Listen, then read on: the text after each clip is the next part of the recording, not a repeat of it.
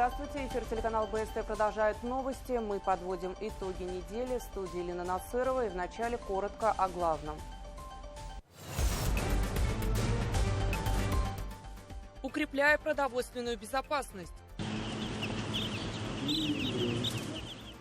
Еще одна птицефабрика поможет восполнить дефицит курицы на полках. Об этом мы не только расскажем по итогам крупнейшей агровыставки, которая прошла в Уфе. В основном цели и задачи такие, чтобы углубить сотрудничество, найти новые возможности соприкосновения, также узнать побольше, обменяться опытом и развивать еще больше, плотнее наши отношения. Меню по генетическому паспорту. Сейчас проводится исследование уже для групп людей, но в основном, конечно же, это молодежь, у которых будут проработаны рационы для профилактики аллергических заболеваний. Башкирские ученые реализуют проект по функциональному питанию. Что это такое и как выглядит еда будущего? Мы разработали йогурт, капсулированный сублимационной сушкой из кобыльего молока. 3 капсулы в день.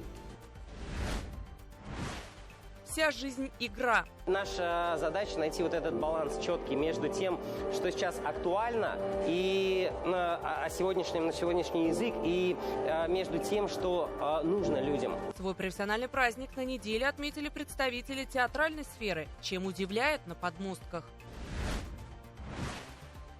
«Молись, брат, я прикрою». Там абсолютно нету понятия ни национальности, ни религии, ничего нету. Все относится с уважением. Картина уфимца Александра Скорнякова как очередной символ единения и толерантности. Мы пообщались с художником и узнали, как он создал свою работу и почему она стала настолько популярной.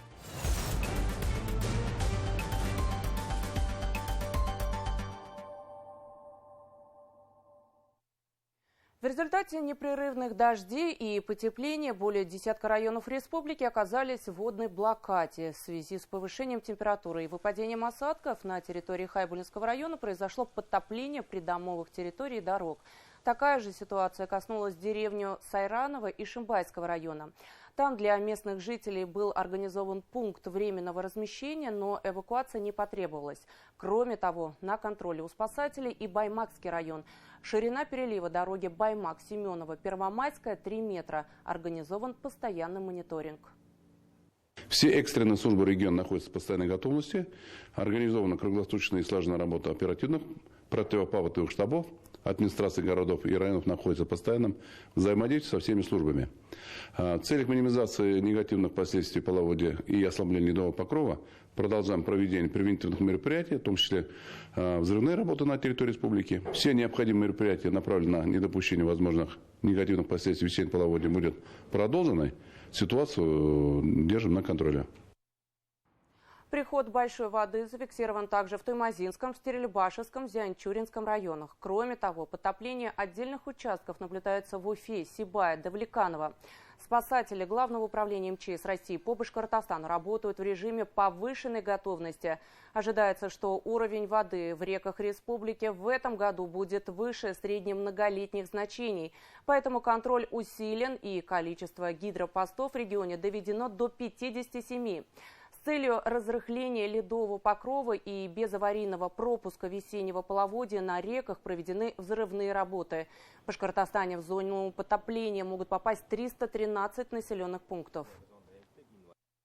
В Башкортостане вырос индекс промышленного производства. Речь идет о показателях за первые 2 месяца этого года. Так, индекс в республике составил 109,1%.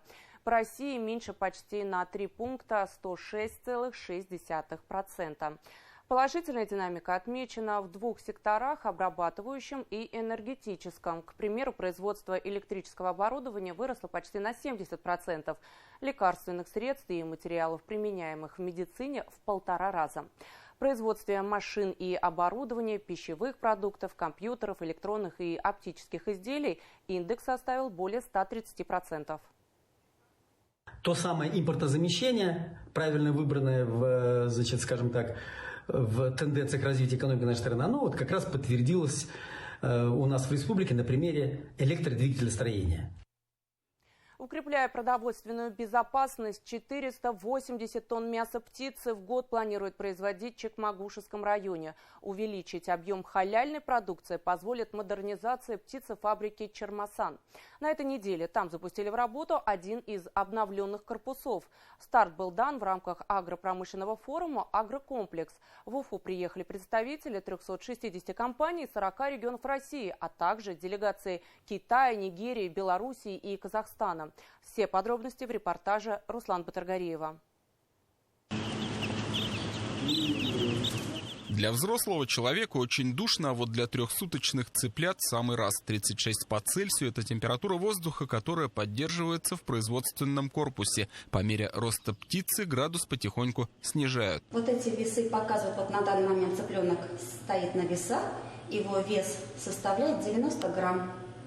За сегодняшний день 823 цыпленка уже взвесились. Никто не бегает по птичнику, чтобы поймать и взвесить цыпленка. Желтые комочки сами с интересом запрыгивают на автоматические весы. Ежедневный замер массы обязателен, так птицеводы контролируют привес бройлеров. За поголовьем в 12 тысяч следит один оператор. Этого вполне достаточно, учитывая, что все основные процессы – это кормление, поение птицы и создание микроклимата в помещениях автоматизированы. Птицефабрика «Чормасан» была основана в 1976 году. В 2017 из-за банкротства предприятие приостановило свою деятельность. Инвестпроект по возобновлению производства мяса птицы был рассмотрен в прошлом году на заседании инвестчаса и получил статус приоритетного. И вот спустя 12 месяцев инвесторы в торжественной обстановке открывают после реконструкции уже второй из 5 существующих корпусов птицефабрики. Если в 2023 году мы произвели 240 тонн мяса, то новое открытие нового корпуса в Чекмагушевском районе дает возможность увеличить этот объем в 2 раза, то есть 480 тонн мяса в год. Во время открытия международной специализированной выставки «Агрокомплекс» дали старт не только работе нового производственного корпуса птицефабрики «Чормасан». В первой школе села Буздяк в рамках форума открыли агрокласс. Нынешняя экспозиция на форуме собрала рекордное количество участников. Столица республики на 4 дня превратилась в агропромышленный центр России. По технике мы видим, что на выставке представлено очень много компаний. Каждый аграрий может увидеть лучшее, что производится не только в Российской Федерации, но и за рубежом. Трансформация агропромышленного комплекса России в новых реалиях – один из ключевых вопросов, которые обсудили на форуме. Он собрал на одной площадке ведущих представителей отрасли страны и зарубежья с десяток ассоциаций, 360 компаний из 40 регионов России, а также делегации Китая, Нигерии, Белоруссии и Казахстана. В Башкирии мы очень плотно, интенсивно последние 2 года сотрудничаем. Здесь мы представили машины одного из ведущих китайских тракторных заводов. Йота – это первый китайский тракторный завод, который занимает долю рынка только в Китае около 70% и лидирует на российском рынке за последние 3 года. Всего на выставке представили 140 единиц сельхозтехники. Аграрии обсудили не только перспективы развития отношений между странами, но и увеличение товарооборота. Задача выставки в первую очередь обмен опытом и заключение новых контрактов. Из Поднебесной в этот раз было больше всего участников, которые представляли 2 крупные провинции. Мы представляем группу от провинции Хэнань. В этот раз получилось прилететь в Республику Башкортостан, город Уфа. В основном цели и задачи такие, чтобы углубить сотрудничество, найти новые возможности соприкосновения, также узнать побольше, обменяться опытом и развивать еще больше, плотнее наши отношения. С представителями госучреждений и бизнеса из китайской провинции Хэнань встретился вице-премьер-министр сельского хозяйства республики. В беседе с ними Ильшат Фазрахманов отметил, что Башкортостан готов наращивать объемы экспорта продуктов питания. В рамках агропромышленного форума гости из Поднебесной посетили Башкирский аграрный университет, Уфагормолзавод, индустриальный парк Уфимский и Башкирский научно-исследовательский центр по пчеловодству и апитерапии. В целом по Башкортостану можно посмотреть, как развивается агропромышленный комплекс Российской Федерации, да и, в общем-то, всего мира. Мы видим, что мы вплотную, цивилизация подходит к 4-й аграрной революции, и определенные направления набирают силу. Ну, первое, конечно, это искусственный интеллект, беспилотные технологии. И в Башкортостане мы это уделяем особое внимание. В рамках деловой части международной выставки «Агрокомплекс» были заключены соглашения о сотрудничестве между Минсельхозом региона и Федеральным центром развития и экспорта продукции агропромышленного комплекса России, а также с компанией «Щелково Агрохим». В первом случае подписанные документы должны вовлечь сельхозпредприятия в экспортную деятельность, а во втором помочь хозяйствам с внедрением современных технологий возделывания сельскохозяйственных культур. Руслан Батрагареев, Вадим Исламов, Азат Ишбулатов и Родион Матвеев. Итоги недели. Меню по генетическому паспорту. В столице Башкортостана на базе кампуса Евразийского научно-образовательного центра обсудили реализацию проекта по функциональному питанию. Идея в том, чтобы использовать экологически чистое отечественное сырье, новейшие технологии пищевой промышленности и последние достижения науки. Эта работа уже активно ведется вузами республики. О еде будущего в материале Артура Шамсудинова. У меня было в планах сделать по вязкости мой продукт таким же, как и обычный паштет. К приготовлению еды в этой лаборатории подходят по-научному. Прежде чем создать конечное изделие, ученые экспериментируют с составом и изучают полученные свойства. Одним из последних продуктов стал аналог куриного паштета с добавлением хумуса, то есть пюре из нута. Блюдо получило название мустет. Нут близок к белкам животного происхождения. Аминокислотный состав нута почти идеален для человеческого организма. И плюс ко всему это растительные белки, которые должны быть в соотношении 45% от суточной нормы. Соответственно, 90 грамм белка, 45% из них примерно должно быть на белки растительного происхождения. Вот главное преимущество от обычного куриного паштета. Организация сбалансированного питания – одна из задач, которую ставят ученые на кафедре специальной химической технологии. Правда, в созданной ими еде как раз-таки почти отсутствует химия. Здесь вот у нас представлены вафли на основе муки тритикаля. Да?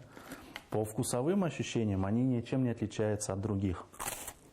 Но при этом здесь гораздо больше содержания белка и меньше содержания сахара. Натуральные мармеладки на основе соков локальных, то есть ягод, которые произрастают в Республике Башкортостан. Делать еду вкусной, полезной и, что немаловажно, с использованием сырья, выращенного в регионе. А еще ученые развивают персонализированный подход к питанию, то есть подбор блюд под конкретного человека с учетом его заболеваний или недостатка определенных веществ в организме. Для этого студенты прямо на кафедре проводят обследования. И у нас уже есть отдельная проработанная программа, допустим, для профилактики заболеваний щитовидной железы. В свое время к нам обращались ассоциация мамочек детей, которые болеют инсулинозависимой формой сахарного диабета. Мы для них прорабатывали рационы, которые бы содержали вот эти продукты с низким гликемическим индексом. Вот сейчас проводится исследование уже для групп людей, но в основном, конечно же, это молодежь, у которых будут проработаны рационы для профилактики аллергических заболеваний.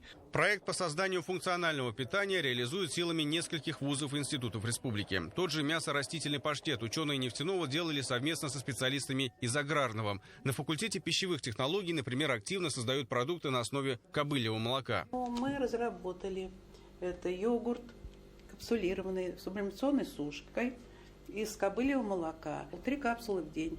Вот видите, вот так вот. 3 капсулы в день заменяет, получается, обычный йогурт, да? Да, да.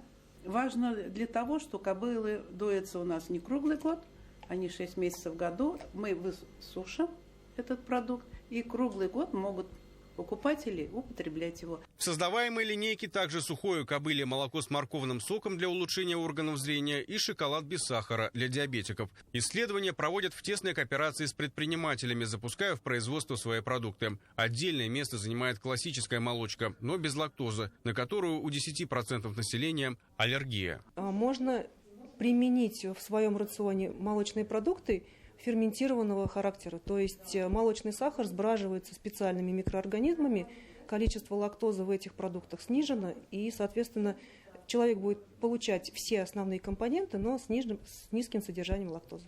С учетом географических особенностей для жителей Башкортостана типичный дефицит йода, железа и селена. Также не хватает белка, а вот жирной пищи, наоборот, больше. Все эти особенности учитываются при создании рациона. В работе мы создаем функциональные свойства продуктов. То есть это обогащаем их витаминным составом, минеральным составом. Сюда же можем отнести и пищевые волокна, которые так необходимы нашему организму. Кроме этого, мы делаем направление исследований, то есть это может быть для детского питания, для спортивного питания. Отдельная категория сейчас мы больше внимания стали уделять, это геродиетическое питание, питание взрослого населения. Функциональные продукты питания ученые представили на агровыставке. Здесь и сушеные снеки, и сублимированные супы. Понятно, что в условиях, допустим, пересеченной местности приготовить пищу будет очень сложно, поэтому нашими учеными разработан такой вот состав для получения, допустим, того же борща в полевых условиях. То есть здесь овощи, они высушены с помощью сублимационной сушки, все витамины там остались внутри. Проекты по созданию системы инновационного питания разрабатывают под эгидой Евразийского НОЦ. Сейчас у нас на площадке, в том числе, например, находятся генетики, которые вполне видят реальные перспективы того, что каждый человек, сдав свой генетический паспорт, сможет получать свою линейку продуктов, которая точно сделает его более здоровым, продлит жизнь. Ученые генетики уверены, инновационное питание можно использовать для превентивной медицины и лечения социально значимых заболеваний. Еще один немаловажный акцент, о котором говорят исследователи: еда будущего должна быть вкусной и, конечно же, доступной для населения. Артур Шамсудинов и Роберт Давлетбердин. Итоги недели.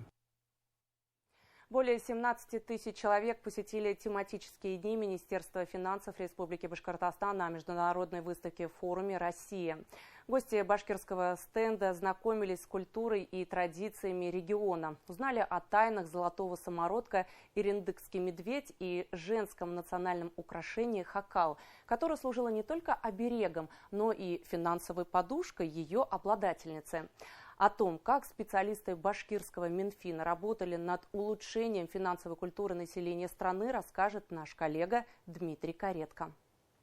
В Москве распустилось башкирское денежное дерево желаний. Так стартовали дни Министерства финансов Республики на международной выставке в форуме «Россия», продолжив линию тематических событий на стенде Башкортостана. Листья дерева – это написанные на бумаге желания, которые помогут превратить мечты в правильно сформулированные финансовые цели. Гости финансовой галактики узнали, как создать финансовую подушку безопасности, досрочно погасить кредиты, накопить 13-ю зарплату. Наши образовательные программы на стенде мы планируем провести рабочие встречи и обсудить те новации законодательства, которые нам необходимо и реализовать, и далее продвигать и совершенствовать. Дни башкирского Минфина прошли в рамках стратегии повышения финансовой грамотности и формирования финансовой культуры до 2030 года, утвержденной правительством России и разработанной специалистами Федерального министерства финансов совместно с профильными ведомствами. Республика Башкортостан, один из лидеров нашей финансовой системы, всегда идет во главе бюджетных реформ, и финансовая грамотность не исключение. И в республике можно реализовать свои знания на практике в рамках инициативного бюджетирования. Гостями финансовой галактики стали и высокие руководители федеральных финансовых структур, с которыми принимающая сторона в постоянном рабочем и дружеском контакте. Причем многие из них имеют корни из Башкортостана. Республика Башкортостан была одним из первых регионов Российской Федерации, которая начала заниматься повышением финансовой грамотности населения. И это происходило задолго до того, как эта проблема стала осознаваться на уровне федерации в целом. Финансовая культура и уровень компетенции, навыков и образования специалистов в Башкортостане не просто высок, а на самом одним из высочайших уровней в нашей стране. Гости высоко оценили тематические мероприятия, которые прошли в рамках финансовой галактики, и даже приняли участие в финансовых мастер-классах, которые проводили специалисты Минфина Башкортостана. По итогам состоявшейся на полях форума деловой встречи руководители финансовых структур подтвердили готовность поддержать и принять участие в федеральных и республиканских проектах, направленных на развитие финансового рынка, в том числе экспериментальный проект партнерского финансирования, реализуемого в Башкортостане. Депутаты внесли закон, он уже принят, о партнерском финансировании, так называемый исламский банкинг. Идет эксперимент будет идти 2 года, 1 год прошел. Я надеюсь на успешную реализацию этого эксперимента. Я бы сказал, сейчас, может быть, многие банкиры на меня обидятся, но партнерский банкинг справедливее любого другого.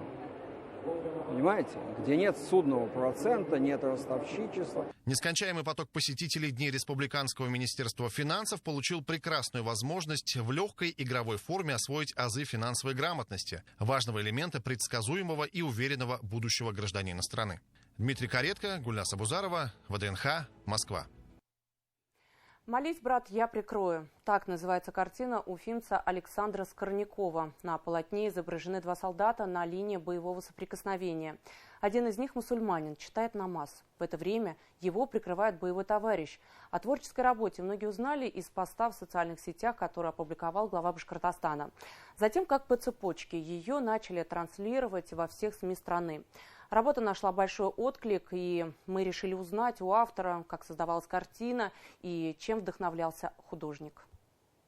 Александр Михайлович, первый вопрос. Вообще, откуда пришла идея этой картины и как нарисовали ее? Сподвигло именно на этот сюжет общение мое с отцом Виктором Ивановым. При разговоре он мне сказал, что ездит он вместе, кажется, с муфтием. Хамза Хазрат. Хамза Хазрат, да, все правильно.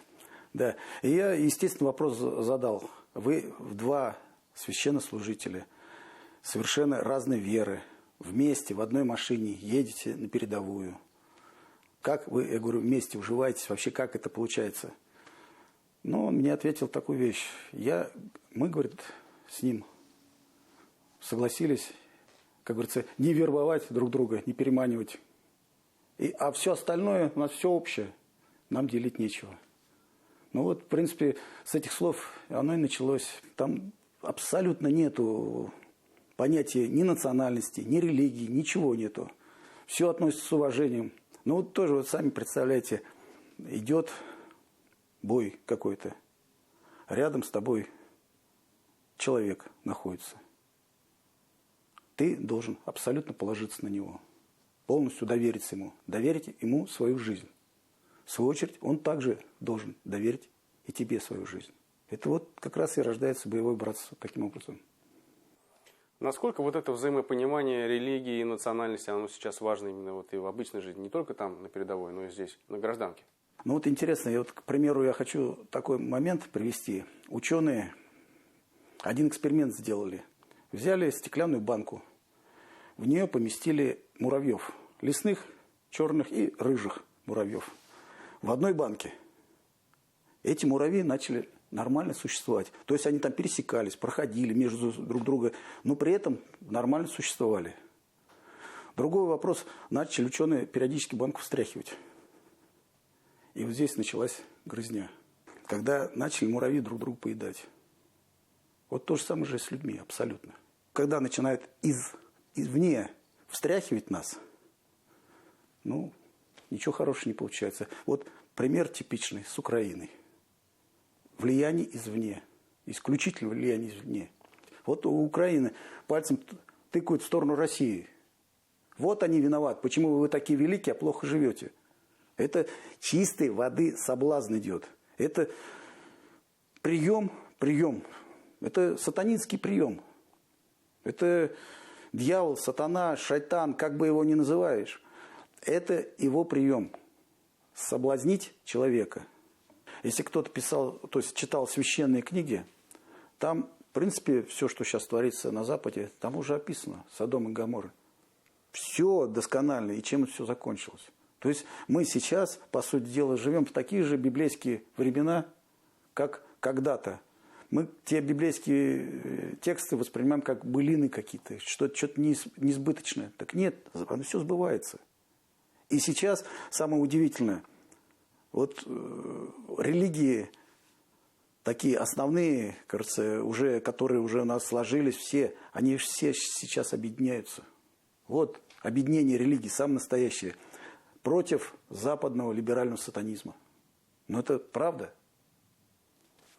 И, может быть, поделитесь какими-то планами, которые есть у вас касаемо дальнейшего творчества? Может, какие-то наработки уже есть или идеи? Идей море. Иногда времени не хватает воплощать эти идеи. Наработки наработки тоже есть. А с точки зрения того, что я это пишу, ну, как бы сказать, это маленький, небольшой вклад. Мой маленький, малюсенький вклад в нашу общую победу. И вот люди, когда поймут, что война не там, не на передовой это острие нашей войны, а основная война-то она у нас вот здесь в головах, в сердцах. И вот когда все люди у нас в стране осознают это и начнут по крупинке, помаленьку вносить вклад в победу нашу, тогда война просто-напросто быстро закончится, мы победим. А вносить вклад можно по-разному. Можно вносить вклад, но просто лучше работать на своем заводе, производить там лучше, ну даже вот по всем отраслям, кажется, где бы все просто свой труд лучше делать. И то это будет польза для государства. Экономика будет расти, следовательно, она будет более сильная страна. Следовательно, кажется, мы приближаем победу. Что ж, я надеюсь, мы увидим и новые картины, и, конечно, отражение победы тоже увидим на ваших полотнах. Спасибо. Ну, здесь вот момент такой. Вот мы совместно организовали выставку, передвижную выставку, которая едет по городам. И получается, и как мы в шутку говорим, последнюю выставку финальную надо сделать в Киеве. Я на это очень, кажется, рассчитываю, надеюсь. Новые сроки пересдачи экзамена на права, штрафы за задержку рейсов авиаперевозчикам, ограничения для наливаек. Какие нововведения вступают в силу с 1 апреля? В обзоре Динары Таймасхановой. Социальные пенсии вырастут на 7,5%. Их индексация проводится ежегодно и зависит от темпов роста прожиточного минимума пенсионеров за прошедший год. Такие выплаты получают граждане, у которых недостаточно подтвержденного стажа для начисления страховой пенсии, а также люди с инвалидностью и потерявшие кормильца. Также с 1 числа во всех российских регионах должны увеличить оклады медицинским работникам. Это повышение станет первым шагом к выравниванию дохода врачей и медсестер в регионах. Заработная плата предполагается повыситься до 50%. При этом дополнительные выплаты сохранятся. Окончательный размер прибавки определят местные власти. Отныне после 3 неудач при сдаче экзамена на права повторную попытку можно будет сделать не раньше, чем через месяц и не позже, чем через 3. По новым правилам 4-ю пересдачу назначат в срок от 6 до 9 месяцев. А вот автомобилистов, лишенных документа за нетрезвую езду, допустят в ГИБДД заново только по истечении года с момента истечения срока наказания. Штраф для авиаперевозчиков за просрочку доставки пассажира, багажа или груза увеличится примерно в 4 раза и составит 100 рублей за каждый час просрочки, но не более чем 50% от провозной платы. Исключение обстоятельства, не зависящее от перевозчика. Пассажир также вправе потребовать возмещения убытков сверх штрафа. Сдавать квартиры, в том числе на короткий срок, теперь можно будет только при условии соблюдения прав и законных интересов соседей. Кроме того, нельзя будет сдавать в аренду жилплощадь без счетчиков. Это позволит избежать ситуаций, когда за съемщика вынуждены платить остальные жильцы дома. Регионы смогут устанавливать собственные требования к продаже пива, сидра и других алкогольных напитков в любых заведениях общепита, расположенных в домах и на прилегающих территориях. Новое правило не коснется ресторанов. На так называемые наливайки часто жалуются жители многоэтажек, в которых они открыты. К слову, регионы также сами смогут регулировать время продажи слабоалкогольных напитков. С 1 апреля изменится процесс согласования перепланировки квартир. Теперь любое изменение границ или площади, а также образование новых помещений будет считаться перепланировкой. Кроме того, упрощается перевод жилого помещения в нежилое и обратно. Изменения позволят обеспечить единообразие правоприменительной практики и защитить права граждан.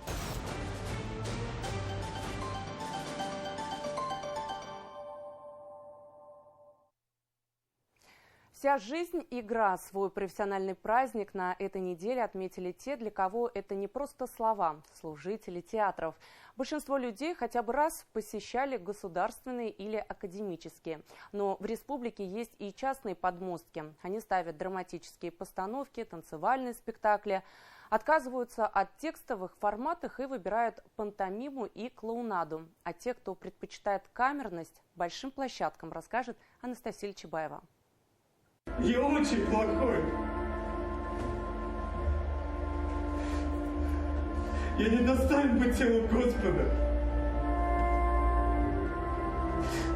Мне иногда кажется, что я не достоин быть телом человека. На одном уровне со зрителем. Здесь нет подмостков и красного бархата кресел. Минимум декораций. Но билеты на премьеру спектакля «Пьяная» из-за театра проданы все. Почти 11 лет назад проект создали выпускники театрального факультета УГАИ. Сегодняшняя труппа – это симбиоз профессиональных актеров и учеников, окончивших их же курсы. Первый абонемент на курсы подарила жена.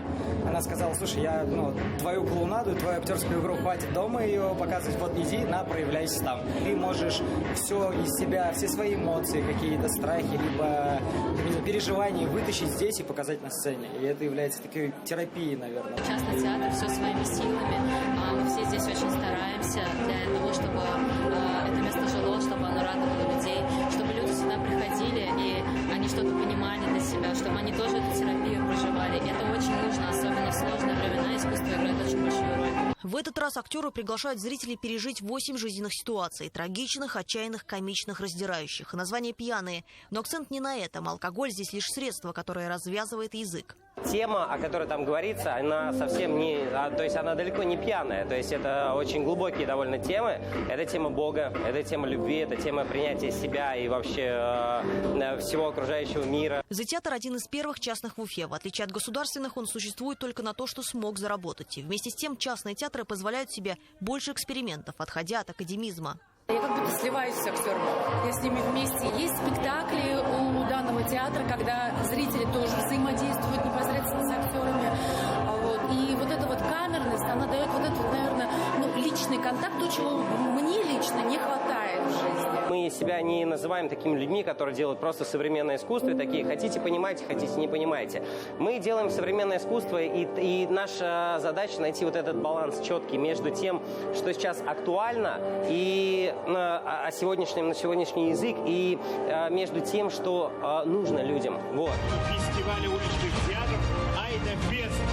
Можно здесь тоже поаплодировать, потому что такого в Уфе еще не было никогда.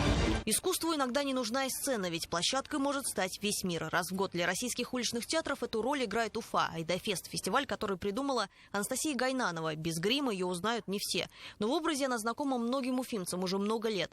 Основательница театра «Дебуфо». Актеры работают в жанре пантомимы. Она решила познакомить республику с калейдоскопом уличного искусства. Есть какие-то экспериментальные, которые играют только ночные спектакли. То есть у них они играют в театр, который выступает только ночью.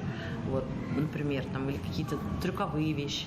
Есть визуальный, например, театр, который делает визуальный спектакль, в которых огромные декорации, которые мы 3 суток монтируем. Под дождем. Есть, наоборот, сольный артист. Они не молчат, просто говорят на другом языке. Языке тела, мимики, и уже во время постановки поражаешься. Понятно каждая сцена, улавливается каждая так и не произнесенная реплика. Пантомиму чаще ассоциируют с комедией. Постановка «Фамилия». Здесь с юмором о самом важном – близких. Но этот жанр способен быть и трагичным. В репертуаре «Дебуфо» есть трогающий сердца зрителей и очаровывающий своей красотой спектакль «Постскриптум». Герои перед тем, как уйти в последний путь, вспоминают, а что осталось за спиной. Это абсолютно другой кайф, когда ты драматический актер и когда ты клоун на сцене. И ты полностью отпускаешь себя, потому что ты переодеваешься в супер странную одежду и еще гримируешься, и у тебя получается еще и лицо другое, и ты можешь что угодно делать, и тебе за это ничего не будет. Даже зарплата. Это свобода, в первую очередь, наверное, да. Ты платишь вот эту цену, наверное, отсутствие денег, еды у тебя дома, но зато ты свободен в том, что ты делаешь, и ты можешь делать, что ты хочешь. Уличный театр – это не только о свободе актеров. Ты идешь по улице, ты увидел, что идет спектакль. Сидя в зале, например, в театре, ты уже вряд ли выйдешь, даже если тебе что-то не нравится, ты досмотришь до конца. А тут, если тебя зацепило, ты остался. А люди, которым не интересно, они прошли мимо. Прикольно, что ты такой играешь, у тебя 2 человека зрителя, и под конец спектакля у тебя уже там 100 человек смотрят и аплодируют, и вообще классно. Должен быть громким, ярким, интересным. Нельзя потерять зрительское внимание. Мне кажется, это мое субъективное мнение, что зрителю проще себя соотнести с тем персонажем, который он видит на сцене, вот когда есть невербальное общение. Все актеры театра имеют вторую работу. Уличное искусство – это не коммерчески выгодный проект. Определенный доход есть, но существовать только на него невозможно. Даря людям духовную пищу, не всегда можно заработать себе на материальную. Но на вопрос, стоит ли заниматься этим дальше, они ответят – слова здесь излишни. Анастасия Ильчебаева, Шамиль Каримов, Азат Ишбулатов, Родион Матвеев. Итоги недели. Такой была уходящая неделя. Спасибо за внимание. Всего доброго. До свидания.